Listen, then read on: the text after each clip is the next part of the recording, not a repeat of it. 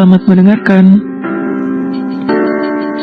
Jun menatap pemandangan jalan dari balik tirai minivan-nya, meresapi apa yang baru saja dikatakan oleh manajernya. Sementara itu, Tania baru saja menginjakkan kakinya di bandara. Beijing, aku kembali, ucap Tania. Tania tersenyum memandang Soyun yang menggadang lengannya. Ya, Tania telah berhasil meyakinkan Kim Yora agar menjadikan dirinya untuk menjadi asisten Soyun. Louis, kita akan segera bertemu kembali, ucap Tania dalam hati. Di gedung Liu Corporation, asisten Lee memberikan jadwal dan draft kerjasama yang akan dibahas oleh Louis dan Soyun. Louis ingin segera mengakhiri gesekan konflik yang mengikuti Marsha semenjak dari kecil. Kali ini, kalian harus menghadapiku, ujar Louis dengan menyeringai. Keesokan paginya, Louis melakukan rutinitas mengantar Marsha ke Saint Jewelry. Setelah sampai, Marsha turun dari mobil. Namun langkahnya terhenti ketika Louis memanggilnya, lalu menarik dirinya dalam pelukannya. Cuk, dengan lembut Louis mencium kening Marsha. Nanti akan ada yang menjemputmu. Malam ini, temani aku ke perjamuan makan malam kolega bisnisku, ucap Louis. Jawab Marsha seraya melepaskan diri dari pelukan Louis. Louis memandangi Marsha sampai punggungnya menghilang dari pandangan Louis. Sementara, dari salah satu dalam mobil, sepasang mata mengamati interaksi mereka berdua. Wanita jalang, ucap Tania dengan kesal, sambil memegang dengan erat setir mobilnya. Aku akan mengambil kembali apa yang seharusnya menjadi milikku, ucap Tania dengan penuh kebencian dan kemarahan. Menjelang sore, asisten Lee mengirim salah satu stafnya untuk menjemput Marsha ke Liu Corporation. Di dalam ruangan Louis, sudah terdapat sederetan gaun pesta untuk perjamuan makan malam. Pilihlah mana yang kau suka, ucap Louis. Marsha melihat-lihat semua gaun ini terlihat bagus, mewah, elegan, dan nampak mahal. Anehnya, setiap kali Marsha memilih dan mencoba gaunnya, Louis hanya akan mengangkat satu alisnya dan berucap satu kata, "Berhenti," ucap Louis. Begitu terus sampai Marsha bosan sendiri. Kau saja yang memilihkan untukku, ucap Marsha kesal. Louis mendekati Marsha dan memandangi tulang selangkah putih Marsha yang terlihat jelas. Jika kau mengamati lebih jelas lagi, maka belahan dada yang menggairahkan itu akan semakin terlihat. Merasa tak rela jika orang lain melihatnya, Louis pun meraih salah satu gaun yang menurutnya cocok. Itu sebuah handbook modern selutut. Bagian dada tertutup sampai leher, dengan lengan seperempat dan rok selutut. Coba yang ini, dan segera saja di make up, buat rambutnya disanggul, perintah Louis. Marsha masuk ke kamar yang ada di ruangan Louis, sementara Louis kembali bersibuk dengan berkas-berkas di atas meja. Tak berapa lama, Marsha keluar sudah dengan baju yang Louis pilihkan dan juga konsep riasan yang Louis pilih. Marsha berdiri di depan meja kerja Louis sambil berdeham. Louis pun menengadahkan kepalanya. Sempurna, ucap Louis lalu merapikan berkas-berkas pekerjaannya. Ayo Nyonya Liu, saatnya menemani suami berbisnis, ucap Louis seraya menyematkan tusuk konde yang waktu itu Tuan Besar Kim titipkan untuk diberikan kepada Marsha. Hati Marsha berdesir mendengar perkataan Louis. Ini adalah pertama kalinya Louis secara resmi akan memperkenalkan dirinya dengan status Nyonya Liu di depan kolega bisnisnya. Marsha dan Louis tiba di tempat perjamuan makan malam. Marsha menggenggam lengan Louis dengan kencang. Tenanglah, suami ada di sini, kau akan baik-baik saja, ucap Louis menenangkan Marsha. Begitu masuk ke aula perjamuan makan malam, semua mata memandangi Louis dan Marsha. Satu persatu pengusaha baik tua atau muda datang menyapa Louis. Halo Tuan Muda Louis, senang bertemu denganmu. Dan Nona, senang bertemu denganmu juga. Sahabat salah satu pengusaha seraya ingin menyalami Marsha, namun sambutan jabat tangannya segera saja diambil alih Louis. Tuan, maafkan aku. Ini adalah... Belum selesai pengusaha itu menyelesaikan kalimatnya, Louis segera menjawab keingintahuan pengusaha tersebut. Ya, ini adalah Nyonya Liu, jawab Louis. Tuan, ini adalah berita yang mengejutkan, karena kami tidak pernah mendengar berita ini sebelumnya, ucap para pengusaha tersebut. Nyonya Liu bukan untuk dipamerkan, karena dia hanya khusus untukku saja. Jawab Louis setengah bercanda, seraya menarik pinggang ramping Marsha untuk lebih mendekat kepadanya. Jika begitu, kita tos untuk pernikahan rahasia Tuan Muda Liu, ucap mereka semua. Berita tentang Nyonya Liu segera saja menyebar di aula. Orang yang menyapa Louis dan Marsha semakin banyak. Sekedar basa-basi mengucapkan selamat, sekaligus ingin melihat rupa bentuk Nyonya Liu. Tak berapa lama, Soyun dan Tanya telah tiba di tempat perjamuan. Asisten Lee membawanya kepada Louis dan Marsha. Asisten Lee pada awalnya terkejut melihat Tanya di samping Soyun, namun tetap membawanya kepada Louis. Asisten Lee, sudah lama kita tidak berjumpa, ucap Tanya. Ya, Nona, jawab Asisten Lee dengan sopan. Silakan Tuan, Nona, ucap Asisten Lee. Louis dan Marsha sama terkejutnya ketika melihat Tanya menyapa mereka. Louis mengaitkan jari-jarinya ke jari-jari tangan Marsha. Tanya memandangnya dengan sinis. Tuan Soyun, selamat datang di Beijing, sapa Louis dengan sopan. Perkenalkan, ini Nyonya Liu, ucap Louis memperkenalkan Marsha kepada Soyun. Tanya yang mendengarnya mengepalkan tangannya dengan keras, memikirkan posisi Nyonya Liu yang seharusnya menjadi miliknya. Namun tetap berusaha memasang topeng kesabaran. Halo Nyonya Liu, sapa Tanya Xiao. Mereka berempat duduk di satu meja bundar, berbahasa-basi sedikit, dan juga sedikit membahas kerjasama mereka nanti. Ketika mereka ingin melakukan tos, Louis menghentikan sejenak gerakannya dan meminta pelayan mengambilkan segelas jus anggur. Maafkan aku, karena tidak mengizinkan istriku meminum alkohol. Karena itu tidak akan baik untuk kandungannya kelak. Kami sedang berencana memiliki anak, ucap Louis kepada Soyun. Mata Tanya membesar memandang tak percaya kepada Louis dan Marsha. Tuan, kau sungguh-sungguh sangat mencintai istrimu, ucap Soyun. Tentu saja, jawab Louis tersenyum bahagia. Baiklah Tuan Liu, tos untuk kerjasama kita dan tos untuk bayi yang akan segera datang, ucap Soyun sambil tertawa. Aku ingin pergi ke toilet, bisik Marsha kepada Louis. Soyun menatapi Marsha dengan masih menyesap anggur putihnya.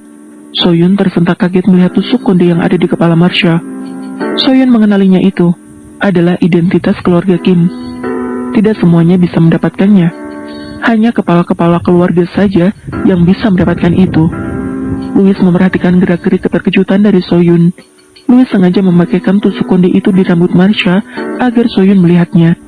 Louis ingin memberikan pesan bahwa pelindung Marsha saat ini adalah keluarga Liu dari Beijing. Tuan Louis, apakah istrimu berasal dari Korea? Tanya Soyun. Ya, hanya saja semenjak kecil dia tinggal di Beijing, jawab Louis. Tanya menyesap gelas berisi anggur putihnya, lalu meletakkannya. Tuan-tuan, aku permisi ke toilet juga, ucap Tanya. Di toilet, Marsha menarik napas dalam-dalam, menenangkan hatinya yang kacau balau karena teringat kejadian masa lampau. Karena wanita ini, Marsha berkali-kali mengalami kepahitan dalam hidupnya. Kehilangan bayinya. Marsha mencuci wajahnya dan menepuk-nepuknya agar tidak ada lagi air mata yang terjatuh karena wanita jahat itu. Ceklek, Tanya membuka pintu kamar mandi dan melihat Marsha sedang merapikan make up-nya. Seberapapun kau memoles wajahmu, tidak menghapuskan fakta bahwa kau adalah wanita pengganggu, ucap Tanya dengan enteng kepada Marsha. Marsha menutup bedak kompaknya dan merapikan tas tangannya. Baru saja ingin pergi meninggalkan toilet, dengan tiba-tiba Tanya menarik pergelangan tangan Marsha. Hei, apa kau selain bisu juga tuli? Tidak dengar apa yang aku katakan? Ucap Tanya dengan marah. Jangan menyimpan api dalam sekam, itu bisa membahayakanmu, Nona, jawab Marsha melawan Tanya. Tanya melepaskan genggamannya karena terkejut, karena ternyata Marsha bisa bicara. Kau, ucap Tanya tidak bisa meneruskan kata-katanya. Marsha, percayalah, aku akan merebut Louis darimu, ancam Tanya. Marsha menghentikan langkahnya dan berbalik menatap Tanya. Aku bisa apa jika cintanya berat padaku? Marsha menjawab ancaman Tanya dengan elegan, seraya berlalu meninggalkannya pergi dengan bantingan pintu yang terdengar kencang itu. Wajah Marsha tidak enak dipandang. Susah payah dia menenangkan hati, tapi malah ular betina itu tidak tahu diri, ingin terus menyebarkan racunnya. Marsha tidak menghampiri Louis, namun langsung menghampiri asisten Lee. Katakan kepada tuanmu, aku kembali lebih dulu ke rumah, ucap Marsha sambil terus berjalan keluar dan mencari taksi untuk pulang. Benar-benar membuatku kesal, ucapnya dalam hati. Asisten Lee segera melapor kepada Louis. Tuan, Nyonya muda sudah pulang lebih dulu, ucap asisten Lee.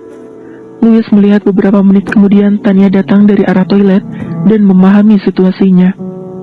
Ini pasti mereka ada tengkar, ucap Louis dalam hati.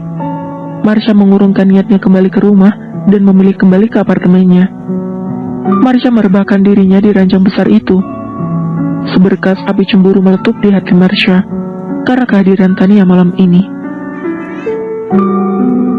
Tuan Soyun, sepertinya aku harus pamit. Istri sedang merasa tidak enak badan, ucap Louis seraya bangkit berdiri dan pamit pergi. Tania yang merasa bahwa provokasinya terhadap Marsha berhasil tersenyum puas. Tuan Kim, mari kita bersulang, ajak Tania. Nyonya pulang kemana? Tanya Louis seraya mengendurkan dasinya dan melepaskan jasnya, lalu memberikannya kepada asisten Lee. Ke apartemen, jawab asisten Lee. Kunci mobil, aku akan menyetir sendiri, ucap Louis. Asisten Lee memberikan kunci mobilnya. Lee, lipat gandakan pengawalan untuk Nyonya. Tabu gederang perang sudah kubunyikan, ucap Louis. Baik tuan, jawab asisten Lee. Dengan cepat, Louis melajukan Maserati hitamnya itu. Bukan hanya Marsha saja yang teringat dengan ingatan masa lampau waktu itu. Bahkan, Louis sampai merutuki dirinya saat ini karena dia adalah penyebab mereka kehilangan bayi mereka. Di dalam apartemen, Marsha menyalakan showernya dan membasahi dirinya dengan air dingin. Marsha memejamkan matanya sehingga tidak menyadari jika sudah ada seseorang yang mendekati tubuh mungilnya itu. Louis menarik pinggul ramping Marsha mendekat ke pinggangnya. Mandi dengan air dingin di malam hari, kau ingin menyakiti dirimu atau ingin menyakiti diriku? Bisik Louis dengan suara beratnya. Marsha memandang Louis dengan mata memerah. Apa kau baru saja menangis? Tanya Louis. Marsha melepaskan rangkulan tangan Louis dari pinggulnya. Namun gerakan Louis selalu cepat jika soal menangkap tubuh Marsha. Louis menarik tubuh Marsha dan mendorongnya ke dinding. Louis memicingkan matanya dan mendekatkan tubuhnya kepada Marsha. Louis ingin mencium Marsha, namun Marsha menolehkan wajahnya. Louis hanya tersenyum dan mengangkat tangannya sedikit demi sedikit ke atas, membawa jari-jari yang penuh perasaan. Marsha memejamkan matanya dan tubuhnya terasa bergetar. Louis semakin mendorong Marsha ke dinding. Di saat Marsha masih belum sadar, Louis menegakkan tubuhnya dan memasuki tubuh Marsha. Dengan naluriah, Marsha kehilangan dirinya sendiri, mengikuti irama yang Louis mainkan pada tubuhnya. Setelah selesai, Louis membantu Marsha membersihkan dirinya dan menggendongnya ke ranjang mereka. Louis menyelimuti Marsha, lalu ikut menyusutkan dirinya di samping Marsha. Kau adalah satu-satunya Nyonya Liu. Jangan merajuk lagi kepadaku, pinta Louis. Apa kau cemburu? Tanya Louis dengan nada lembut. Marsha bergerak ingin melepaskan pelukan Louis yang mengungkung tubuhnya. Jangan bergerak. Jangan tinggalkan aku lagi, pinta Louis lagi seraya mencium-ciumi bahu Marsha dengan lembut. Marsha menghela napas panjang, lalu berbalik memandang Louis. Jangan kecewakan aku lagi, pinta Marsha dengan tatapan serius. Louis memandangnya dengan tatapan manis, lalu mulai menciumi bibir Marsha dengan serakah lagi, sampai-sampai Marsha kehabisan napas. Tidurlah. Jika bukan karena takut kau akan kelelahan, maka aku akan memakanmu lagi, ucap Louis sambil tertawa kecil. Kau ini benar-benar pria tak tahu batas, ucap Marsha seraya mencubit lengan Louis dan menyusupkan dirinya ke dalam pelukan Louis sampai pagi. Di pagi hari, asisten Lee sudah mengantarkan 2 setel pakaian, satu untuk Louis, satunya lagi untuk Marsha. Seperti biasa, Louis selalu mengantarkan Marsha ke Saint Jewelry. Hari ini Louis akan menemui Soyun dan Tania terkait kerja sama mereka. Tania dengan percaya diri dan dengan sombongnya melangkahkan kakinya lagi ke Liu Corporation. Silakan masuk Tuan dan Nona, ucap asisten Lee. Begitu memasuki ruangan kerja Louis, mata Tania langsung saja menangkap sebuah foto pernikahan Louis dan Marsha. Tiba-tiba saja hatinya terasa masam seperti baru diguyur air cuka. Draft perjanjian telah disepakati bahwa Liu Corporation akan menjadi desainer tunggal dan penyedia bahan kain untuk penyediaan seragam-seragam grup Kim untuk dijual kembali oleh grup Kim di Korea. Setelah MOU kerjasama tertandatangani, Tanya dan Soyun pergi meninggalkan Liu Corporation. Louis memandangi kepergian mereka dengan tatapan dingin. "Apakah sudah ada pergerakan dari pihak sana?" tanya Louis. "Belum, Tuan. Sepertinya mereka sedang sangat berhati-hati semenjak Tuan mendeklarasikan posisi Nyonya Marsha sebagai Nyonya Liu," jawab asisten Lee. "Terus perhatikan gerak-gerik mereka," perintah Louis. "Aku tak ingin mereka menyentuh Marshaku, barang selai rambut pun," perintah Louis kepada asisten Lee lagi. Bersambung, terima kasih sudah mendengarkan.